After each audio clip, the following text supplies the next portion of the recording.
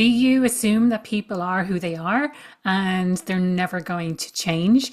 This is the question that I'm addressing on today's episode of the podcast. You're listening to the award-winning career and culture podcast, Happier at Work. I'm your host, Aoife O'Brien, the career and culture strategist for People First Leaders and Teams. And today I'm going to talk about this idea of the fixed versus the growth mindset. You may have heard this term before. It was first coined, I suppose, by Carol Dweck in her book Mindset. Now, this is something I read, I don't know, about 10 years ago, maybe something like that. And at the time, I found the concept really interesting, but I kind of struggled with this idea that it's so black and white, that we are either a fixed or a growth mindset. At its core, what it means is a fixed mindset is a belief that you are who you are, or you can apply that belief to someone else, that they are who they are, and you're not capable of change, which means that you're not open to learning, to growing, to experiencing new things. And then on the other side, we have the growth mindset. So this is all about learning and growth and being open to those other opportunities. So at its core, that is what it means. As I mentioned, I really struggled with this idea that we were so black and white. And I have had this conversation, not that often, but a couple of times on the podcast before, about this idea of mindset and how it's not that clear cut. For me, if I'm being really honest, I think my default is a fixed mindset. I'm that annoying person who was always quite good at school. I didn't have to study that much. And so I had this perception that intelligence is just fixed. You know, this is the level that I'm at and I'm never going to get better, so studying won't help. All of these kinds of messages were reinforced by what was happening around me. And so that's very much the fixed mindset. And it's only over time, since I've been introduced to this idea of the growth mindset, that I've started to notice it in my behaviors, or where I'm holding myself back in certain ways when I feel that I'm being fixed, or that I say that I'm never going to improve in a specific area, or that person won't change, or that's just how things are, or it is what it is. Whatever kind of language you want to use, that's where I started noticing it. And so some very specific things happened in my career because of this fixed mindset. And I wanted to share with some of those with you today. So I have left roles where I thought things are never going to change. It's just how it is, and it's how it will always be. And looking back, things did change in that organization after I left. But at the same time, maybe that was the right move for me at the time, because I didn't really feel like things were going to change. So that's, a decision that I made on the assumption that things were going to stay the same forever. There were also the times when I projected those limiting beliefs or that fixed mindset onto other people as well. So when I was working with one woman in particular, and she was in a sales role, and she had a real problem with the numbers and making things work, and percentages and things like that, which is kind of a crucial part of the role. And again, I assumed that there was no room for coaching. There was no room for her to change or to grow or to learn how to get better at these things. I just projected that idea that she was fixed in that way. She's just not good with numbers, and there's no changing that. In my business then, my default mode when I was working with someone in the business and she was completely underperforming, straight away, there's no opportunity for growth. It's just not a good fit. She's not performing, no room for coaching. And my default was, she needs to be fired straight away. Now, again, in my defense, running a small business like mine, there is a cost to having that kind of underperformance. So, I think it was the right decision at the time, but it also, upon reflection, meant that I wasn't necessarily giving that coaching that I could have been giving throughout that time. When it comes to the growth mindset, where I've really noticed that, and it was kind of like a light bulb moment, a flip of a switch, was in my speaking. So I've been doing public speaking for about 6 years, but I've always been delivering presentations to my clients for my entire career. So let's say I've been doing it for about 25 years. There is a huge difference between presenting data versus presenting your own story, your own ideas to people. So it's a big difference. When I first started doing it, I noticed all of these things, like this is what I did wrong, this is, and coming away from an experience like that, just feeling downhearted because I knew everything I wanted to say and I didn't necessarily communicate that. Once I started learning about the growth mindset and how it can impact how we show up, what I started noticing instead was all of the things that I did well.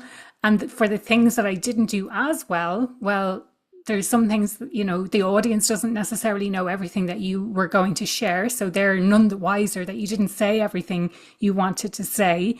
Focus more on the impact that you had and the changes and the behaviors of the audience, and focus on what you did well.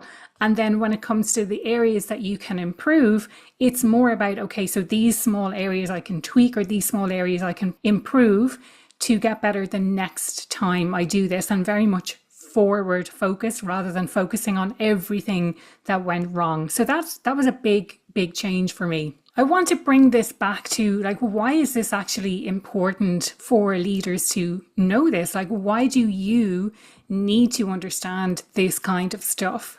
I think the first thing here is that it's okay not to have all the answers. You're not expected to provide all the answers to people. You don't necessarily have to have all of the solutions to everyone's problems. And I think sometimes as leaders, we get fixated on this idea of having all the answers, and why am I in this position if I can't answer all the questions that I need to answer? And so having that growth mindset means that there's still room for learning for you, and you don't have to necessarily have all the answers. A slight side note here, that you definitely don't have to have all the answers. And you can use a coaching approach and help people to find their own solutions to these kinds of problems as well. Another reason is, similar to myself, you may be projecting this kind of fixed mindset onto other people. So making assumptions that people can't change and grow and evolve over time, that there's not room for you to challenge them, to coach them, and to help them to get better. It also may be impacting your beliefs about yourself. So are you holding yourself back in some way because of some assumptions that you have? So maybe you're thinking, I was never good at numbers, so therefore I can't move into a leadership position or a more senior position. Whatever that might mean for you, you may be telling yourself something that you're holding yourself back in some way, but not looking to the future to think, I can change, I can learn, I can evolve over time. Or being really honest with yourself about the areas that you do have to learn and grow into. The other thing with this mindset is that it can become self-fulfilling. So think of it like this from your team's perspective. If you don't give them the support, the encouragement, the opportunity to learn and grow, then they're not going to have that opportunity to learn and grow because you've had this fixed mindset that you've projected onto them. But then also for yourself, you're doing the same for yourself. You're not necessarily giving yourself those opportunities to develop, to grow, and you're holding yourself back in some way. So it becomes this self-fulfilling prophecy that I don't believe that I can get better, so I'm not going to invest in myself in getting better, and therefore I don't get better. Now, you may have heard me talking once or twice about the fact that I have a book that's coming out in March 2026. I am so excited for this book to come out. The whole writing process has finished now. The editing process has finished. It's gone for proofing. I just am excited, but also very nervous about putting my ideas out there into the world, as I'm sure you can imagine. So you'll be hearing a lot more from me about the book. And if you're interested in learning more about the journey of the book as well, do let me know. Feel free to reach out at any time on podcast@happieratwork.ie. But I wanted to link this idea of the mindset back to the pillars of the Thriving Talent Framework. So my book that's coming out in March 2026 is called Thriving Talent, and it's based on my Thriving Talent Framework. It's what I used to call my Happier at Work framework, but I've changed the wording on that. It's still the same framework, but I've gone a lot deeper in the book. And like I said, I can't wait to share those insights with you. Back to this idea of mindset. So the Thriving Talent Framework, the foundation of the framework is psychological safety. And if we think of this idea of mindset and the fixed versus the growth mindset, if we're in a psychologically safe environment, and as leaders, this is the kind of environment that we want to be creating. It's the kind of environment where it's okay to speak up, to challenge the status quo, to share your ideas without any fears. And if we have this growth mindset, then we have psychological safety. Then it's okay to speak up. It's okay to learn from mistakes. It's okay to fail. It's okay to have setbacks. But it's in looking at that learning and the growth that can come from having this psychologically safe environment. So those two ideas sort of go hand in hand. The first of the core pillars of this model is all about workplace culture and creating that culture of learning and growth and non-blame, rather than being fixed and like it's always going to be this way, we're never going to change. It allows for the culture to change and evolve over time, as it should do. The second core pillar of the model then, and the third element in the model in its entirety, is drivers. And that's all about what motivates us to do our best work, what helps us get out of bed in the morning and do our best work. And if you're stuck in a fixed mindset and you don't think that things are going to change, you don't think that you have the opportunity to grow, then it's very unlikely that you're going to feel really motivated to try and make those changes. So it's important to have that growth mindset to be able to apply that to doing your best work. Understanding how you operate, but also with this idea that this competence that we have within us can change over time and we can get better at things over time. Competence, for those who don't know, is one of our core needs that needs to be satisfied at work. And so it means a sense of capability of doing your job. But it's not just about being capable, it's about having the challenge and the stretch. And we need to have that growth mindset in order to see that challenge as something positive as well and not something to shy away from. The third core pillar then is this idea of capabilities, and that's all about unlocking the capabilities within your team. And from that, we need to have a belief that our teams are capable. We need to have that growth mindset. We believe that our team is capable of more than what they're currently doing.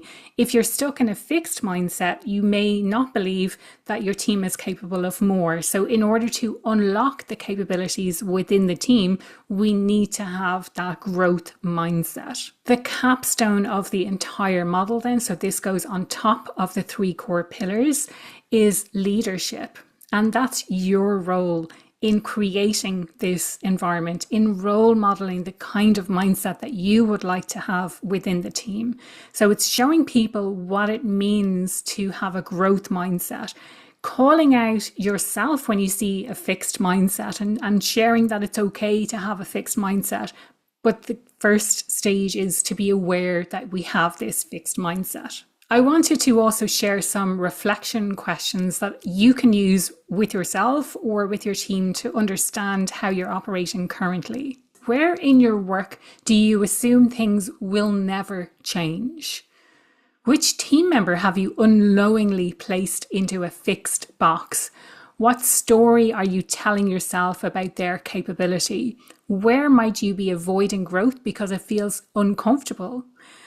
If you approached one situation this week with curiosity rather than certainty, what might shift? So some powerful questions to get you thinking about how this fixed versus growth mindset is showing up in your work on a day-to-day basis. It's not about judgment here. It's all about understanding how you're currently operating and how you can improve the impact that you're having. As I mentioned, the book is coming out in March. You're going to hear me talking much more about that. But I would genuinely love to know, do you think that people are capable of change, or are people just stuck in their ways and they're never actually going to change? Or does it depend on the kind of mindset that they have? So do join me, get involved in the conversation. I'm most active on LinkedIn. Feel free to connect with me there. And I always love hearing from listeners. If you want to reach out to me on podcast at happieratwork.ie.